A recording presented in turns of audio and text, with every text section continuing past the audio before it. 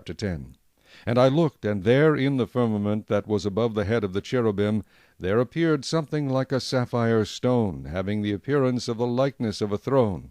Then he spoke to the man clothed with linen, and said, Go in among the wheels under the cherub, fill your hands with coals of fire from among the cherubim, and scatter them over the city.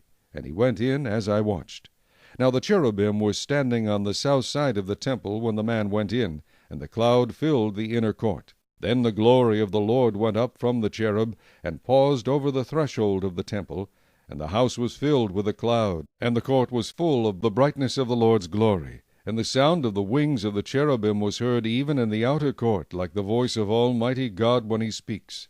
Then it happened, when he commanded the man clothed in linen, saying, Take fire from among the wheels, from among the cherubim, that he went in and stood beside the wheels.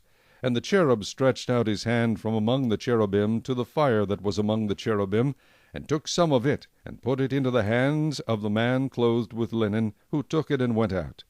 The cherubim appeared to have the form of a man's hand under their wings. And when I looked, there were 4 wheels by the cherubim, 1 wheel by one cherub, and another wheel by each other cherub. The wheels appeared to have the color of a beryl stone. As for their appearance, all 4 looked alike, as it were, a wheel in the middle of a wheel. When they went toward any of their 4 directions. They did not turn aside when they went, but followed in the direction the heading was facing. They did not turn aside when they went.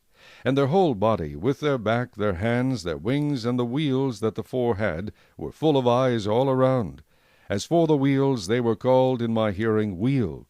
Each one had 4 faces. The first face was the face of a cherub, the second face the face of a man, the third the face of a lion, and the fourth the face of an eagle.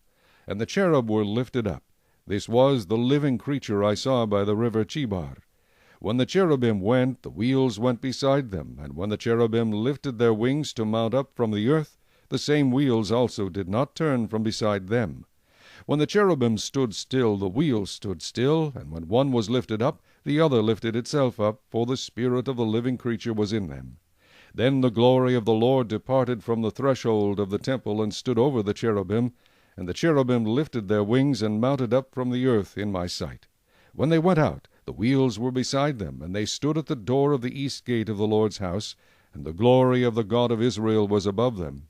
This is the living creature I saw under the God of Israel by the river Chebar, and I knew they were cherubim. Each one had 4 faces, and each one 4 wings, and the likeness of the hands of a man was under their wings, and the likeness of their faces was the same as the faces which I had seen by the river Chebar, their appearance and their persons. They each went straight forward.